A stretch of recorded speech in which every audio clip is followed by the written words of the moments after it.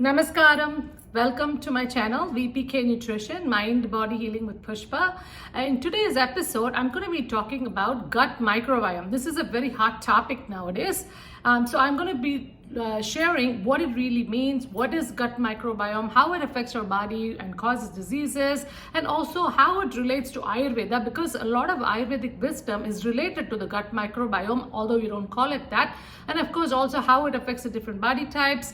And then I will also share 10 different tips at the end of the video to help yourself improve your gut microbiome and your digestion. So stay tuned.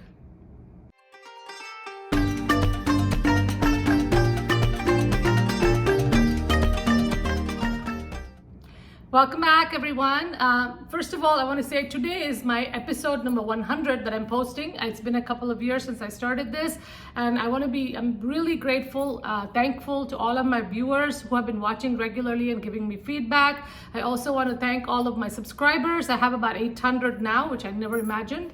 And of course, I also want to ask those who have been watching to please subscribe if you find this useful, and also share with all of your friends and family, and also put comments there so I can get some kind of feedback to see if this is helping or even answer some of your questions.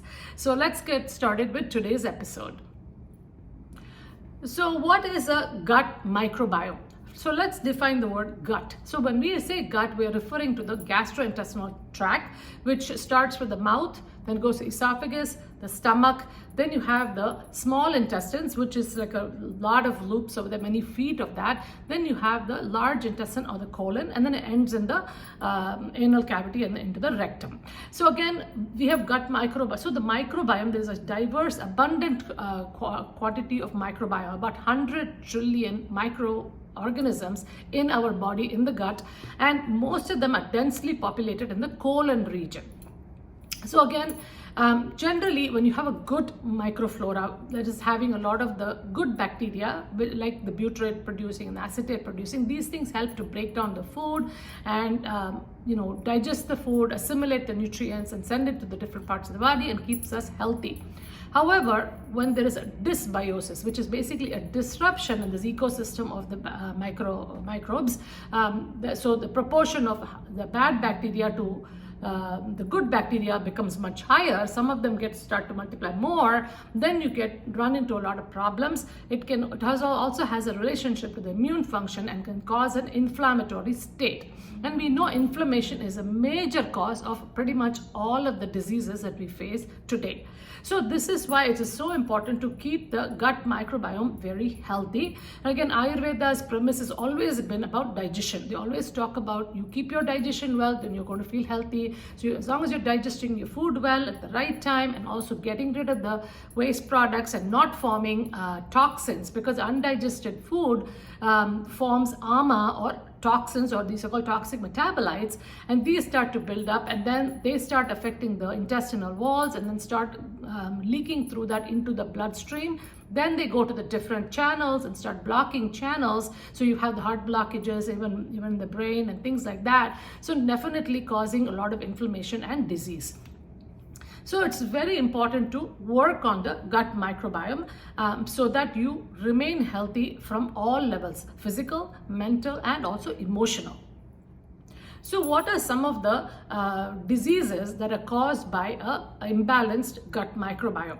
Number one, a lot of GI diseases like irritable bowel syndrome and inflammatory bowel disease, ulcerative colitis, things like that, which is an autoimmune disease. The second one, things like asthma, childhood obesity, autism spectrum disorder. Again, they give a lot of antibiotics in their children. Then that destroys a lot of the gut microbiome, and then that causes a problem. And then, of course, third thing is chronic illnesses like diabetes, cardiovascular disease, cancer, and also autoimmune diseases and neurological conditions like Alzheimer's, Parkinson's disease, etc. have been linked to a poor gut microbiome. So what are the main causes of this dysbiosis? Of course, our modern lifestyle has been very instrumental because of our poor diet and lifestyle choices world over, actually. We have been affected by this problem. So the main thing with the Western diet is high meat consumption, animal protein consumption, and of course a lack of fiber. So there's so much of meat and animal protein and heavy foods and also ultra processed foods, but very little fiber consumption coming from whole grains and vegetables and things like that. And then the third thing is our lifestyle, lack of sleep or sleeping at erratic times, staying up all night. These are some of the problems of modern society. Fourth one is stress. People work too much, they don't take breaks, they don't take time to unwind, do yoga, meditation, whatever relieves their stress. And then a sedentary lifestyle, lack of activity. People are working at their desks all the time, not doing enough exercise, moving around and so forth. So these are some of the things that we will address in this episode today. So now that we've covered the basics according to modern medicine, how does this relate to Ayurveda? Now again, we already know that having a dysbiosis is going to cause a lot of health problems. It is very important in a lot of the physiological processes in the body. Now, but again, the most important factor in all of this is diet and digestion. And this has always been the premise behind a lot of the ancient sciences, traditional systems of medicine like Ayurveda. So, however, Ayurveda is also a personalized medicine. So naturally, it is also related to a lot of the doshas. So in Ayurveda, colon, which is densely populated with the microbiome according to modern science, is the seat of Vata. So the first thing that causes this dysbiosis is an imbalance of Vata. And this is the first thing, because it is the mover and shaker, is the first thing to get imbalance in anybody. Of course, if you are more of a Vata body type, definitely you're going to have, you're already at a disadvantage. Because always the same dosha that you are gets imbalanced first, because you're always drawn to the nature of the Vata things, like for diet and lifestyle. So what are the common causes of Vata imbalance? It's the same causes I mentioned for the gut microbiome. Having poor dietary habits, eating at erratic times, not having a proper digestion, then not sleeping well, and too much activity, running around, a lot of stress in the body, staying up late. So a lot of these things that I mentioned are problems with the Vata person as well, and a Vata imbalance. So when you do that, you imbalance your Vata. So naturally the colon gets affected. You end up with constipation, not getting rid of your waste products, things like that. This also can cause a imbalance in Vata starts pushing Pitta in the body, which is the digestive energy in the body, or transformative energy in the body. So Pitta also gets imbalanced. So when both of these things get imbalanced, there is a problem with digestion. Then again, this starts to form undigested material called ama, which is a sticky white substance which I mentioned, which starts leaking through the perforated gut wall. It's called gut leaking, gets into the bloodstreams, cause blockages throughout the body, causes inflammation called shofa. And this inflammation we know is the reason for a lot of the diseases we face today. So it's very clear, Ayurveda has always talked about this, but we are looking at it from a different angle of gut microbiome, because modern science always is looking for evidence to prove things. If you're already a believer of Ayurveda and you've already focused on it, practice it, you probably already found the benefits. However, this is wonderful to see that modern medicine is getting on board with what Ayurveda has already been saying for years and years and years. So we need that. Different people need different evidence to help them be motivated to follow something. Now the question is, Ayurveda being such a personalized medicine with the three doshas or three body types, Vata, Pitta and Kapha, is there a difference in the gut microbiome between these three doshas? So there was a study done to show this. So in this study, they found that the three body types, Vata, Pitta and Kapha, had distinct gut microbiome. They studied that, and they found that overall, and of course they took these people from the same region with similar dietary habits, so there is less variables. And then they studied the three body types and found that the majority of the majority of the bacteria of two phyla, one is Bacteroidetes and Firmicutes. But the less common bacteria, the other bacteria that were in the flora, were distinctly different among the three types of doshas, Vata, Pitta and Kapha. And here is what they found. The extreme Pitta individuals, for example, had more butyrate producing microbes, which might help protect from inflammatory diseases. So this is why they say that Pittas actually have very good digestion when they're born, because they already have this kind of gut microbiome which helps them with that. So they have a very strong Agni, we say in Ayurveda. But again, over a period of time, if they do not follow a proper diet and lifestyle and kind of cause this dysbiosis or imbalance in the body, that also starts to get worse. And so Pittas also end up with a lot of inflammatory diseases. Now, the extreme Kapha women had larger amounts of a type of bacteria called Prevotellocopri, which has been associated with patients who have rheumatoid arthritis and insulin resistance. So as you can see in the Kapha individuals, a lot of them get diabetes, especially because of, obesity and diabetes are very common among them. So there you can see that they have a special bacterial colony which causes this as well. So there is a difference. So this is why we have to look at it from a very individual perspective when you're giving some kind of, when you're treating yourself or helping someone else. So however, although there are differences, and again, Vata I already mentioned, Vata is, the colon is the seat of Vata, and of course Vata gets imbalanced, definitely you're going to cause a lot more problems. They are probably the worst because, they have a erratic digestion to begin with, so naturally they can easily get imbalanced, so they have to be very careful as well. So again, although there are differences in the diet and lifestyle for pacifying each of these doshas, and again I have shared the last 3 episodes I've talked about Vata, Pitta and Kapha pacifying diets. So I will share the link in the description. You can always go and watch it specifically for your needs. However, there are certain tips that I can give you which is common to all of them, and I will mention a couple of modifications here and there too, which can be different for the different doshas as well. So let's begin with all of the tips.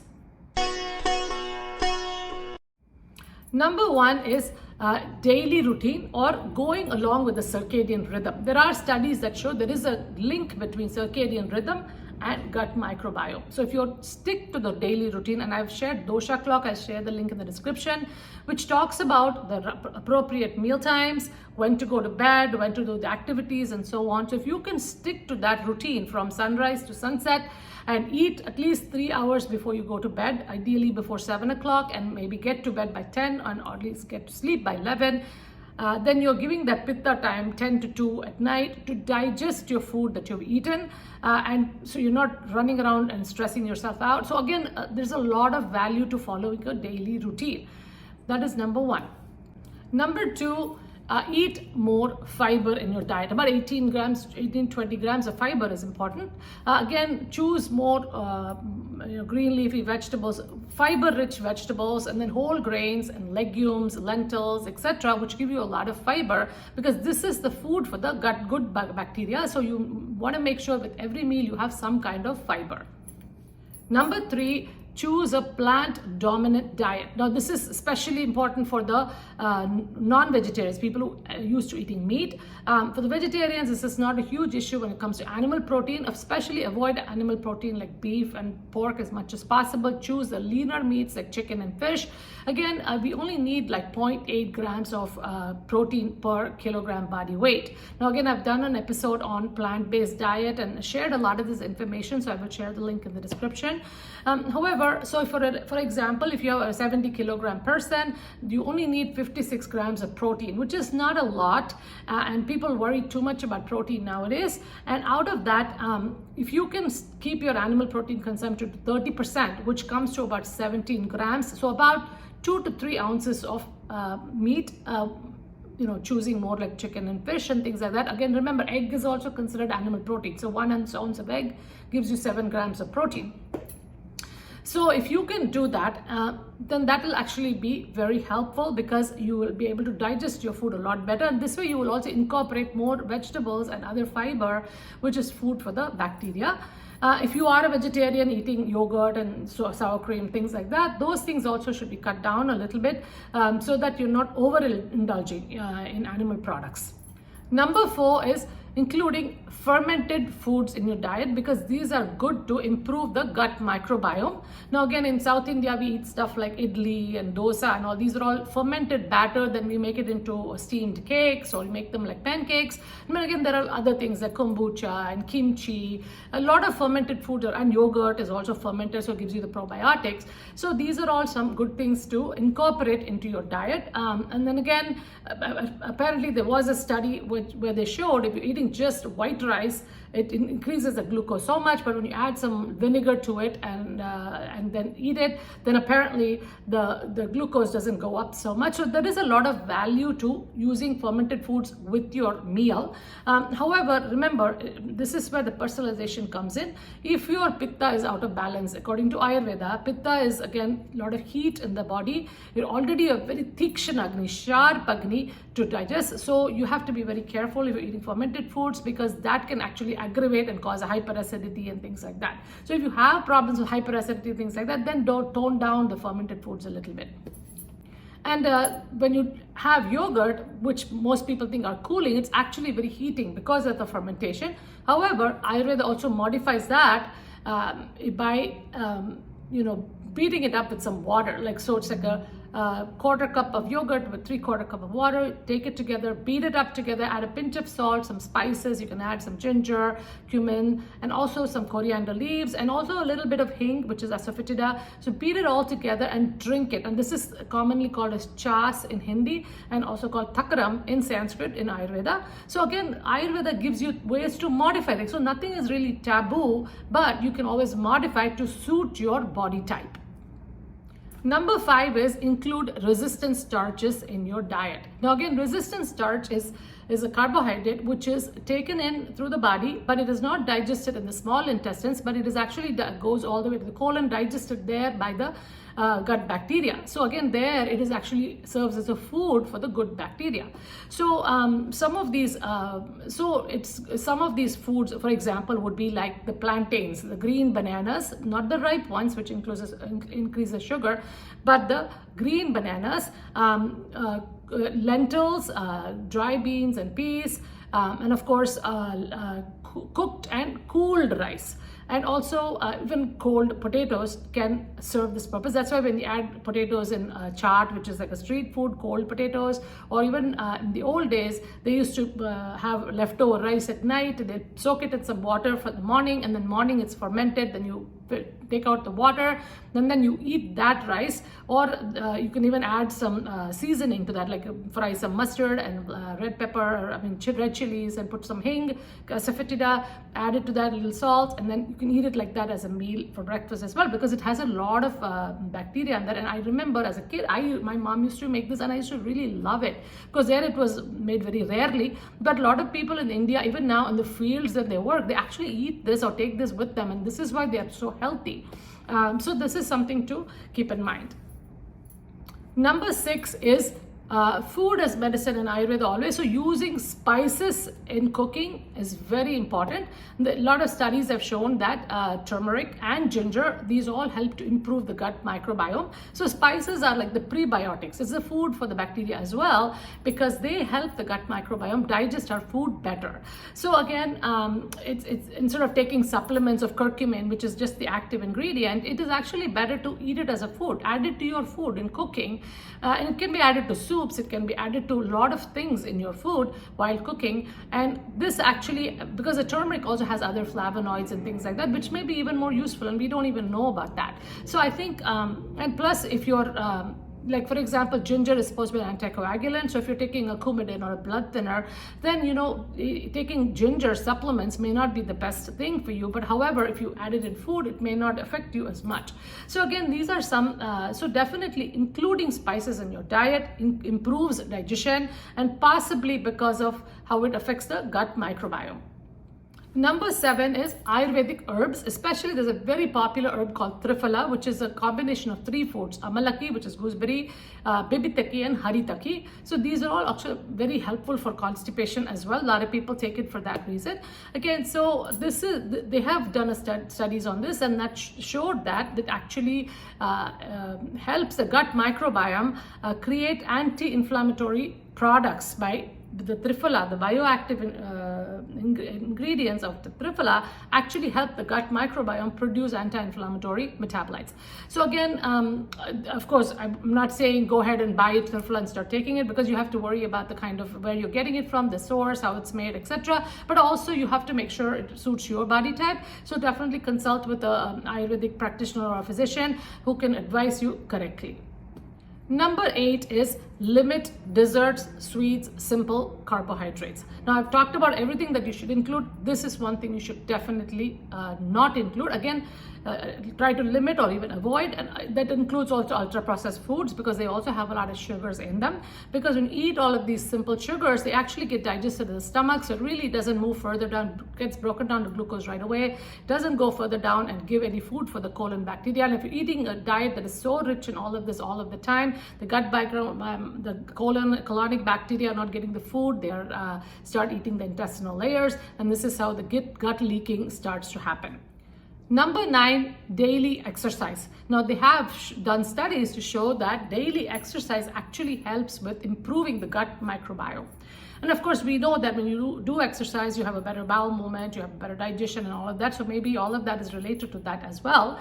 There's also a very interesting study that I found that said that not only does it improve the gut microbiome, it also improves the motivation in a person to exercise. So they actually had 2 sets of mice, and they were running the treadmill, and some of them stopped sooner than others, and they took some antibiotics and gave one set of mice some antibiotics to kill the gut microbiome, and found that those mice got exhausted very fast when they started running the treadmill versus the others, which had a better flora. So this shows that if you don't have a good gut microbiome, if you don't have the good digestion and elimination of waste products, you also feel very tired. You're really not able to function optimally. So, and again, but when you feel good and you're doing all this and you're feeling good, you're self-motivated to continue. So again, there's a wonderful relationship between the gut microbiome and the exercise. So we want to make sure you get some activity every day, maybe 20 to 30 minutes on a regular basis. And I have mentioned this before, if you cannot do it a stretch, at least do 10 to 15 minutes before each meal or after each meal, whatever is convenient for you. Again, remain active throughout the day. That is very important. Remember, I said sedentary life is a problem, so that is something to keep in mind. Number 10 is stress. Now again, stress is a big factor in our modern society. Everybody is doing too many things. People don't take enough breaks, then they're staying up too late. So many different reasons for stress. Now again, stress also aggravates Vata. And I said that seat of colon is, colon is the Vata seat of Vata. So naturally you're affecting the gut microbiome. So you want to have a lot of tools to manage your stress. So again, yoga, pranayama, which is yogic breathing, and meditation are all great tools to help with managing your stress levels. Again, abhyanga and things like that I've mentioned before in other videos. These are some things you can definitely adapt as well. Again, watch my 3 videos on Vata, Pitta and Kapha pacifying diet and lifestyle, and I can learn from that so you can help you and heal your body and mind in 2024. Hope you enjoyed today's episode. Again, I shared a lot of information of gut microbiome, the hot topic today, and also a major reason for a lot of the chronic illnesses we face. Again, Ayurveda, ancient wisdom has always talked about digestion and all of that. Not just the diet, but also how you digest your food is very important. So again, now both modern and Ayurveda are coming together to come to the same conclusion. Again, those who believe Ayurveda already know this and have already followed this. However, if you're skeptical, I think it's nice that modern medicine is coming up with supporting evidence. So again, it's your responsibility to get yourself healthy. No single pill is going to fix that. Really, it's about diet and lifestyle. So for this week, listen to your body, observe your mind, and help yourself heal yourself. And again, make a resolution for 2024 to make that little bit of time for yourself every day, so you can take stock of how your body feels, your mind feels, and your emotions feel. So this way you can use some of these tools that are given to you to heal yourself. So have a wonderful week ahead, and a happy new year to all of you. Enjoy the holidays, and I will see you next year with a new episode. So happy 2024, everyone.